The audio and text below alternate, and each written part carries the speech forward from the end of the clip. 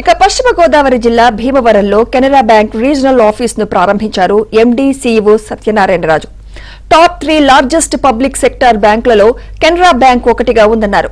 2020లో Syndicate bank, Canara bank merge అయినప్పుడు bank వ్యాపారం 15 లక్షల కోట్లుండగా ఇప్పుడు 23 లక్షల కోట్లకు చేరిందన్నారు.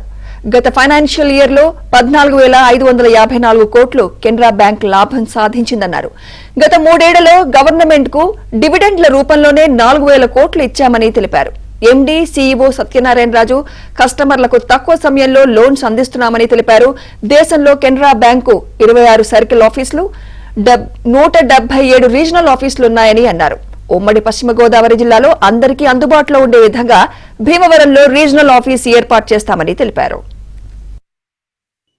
ఈ రీజనల్ ఆఫీస్ ఇదివరకు రాజమండ్రిలో ఉంటుండేది. మేము తీసుకున్న ఒక పాలసీ ప్రకారం వాళ్ళ కమాండ్ ఏరియాలోనే ఆ రీజనల్ ఆఫీస్ ఉండాలి అన్న పాలసీ ప్రకారం, సో దట్ కస్టమర్లకు అందరికీ ఆ రీజనల్ హెడ్ అందుబాటులో ఉండాలన్న నిర్ణయం ప్రకారం ఈ రాజమండ్రి నుంచి దీన్ని భీమవరానికి షిఫ్ట్ చేయడం జరిగింది.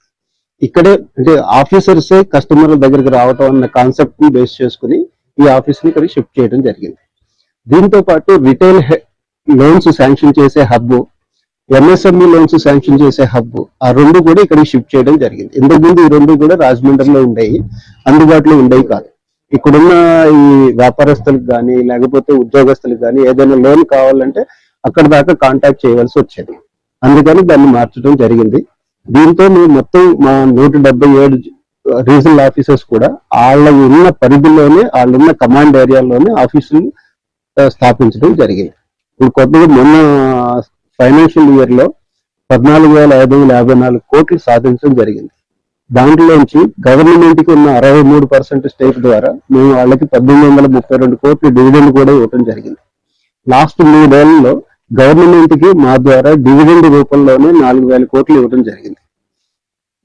ఈ లాభం ప్రతి సంవత్సరం డబుల్ అవటం వలన ఇంతకుముందు సంవత్సరంలో లాభం 10,600 కోట్లు ఉండేది, అంతకుముందు సంవత్సరంలో లాభం 5,700 కోట్లు. అలాగే లోన్స్ అనేది చాలా ఇంపార్టెంట్. ఆ లోన్స్ తక్కువ సమయంలో ఇవ్వటం అనేది అది చాలా అవసరానికి ఉపయోగపడుతుంది. దాని మీద మేము చాలా ఫోకస్ చేసాం. ఆ ఫోకస్ చేయటం వలన కూడా మా లోన్స్ అభివృద్ధి డబుల్ డిజిట్ లో ఉంది.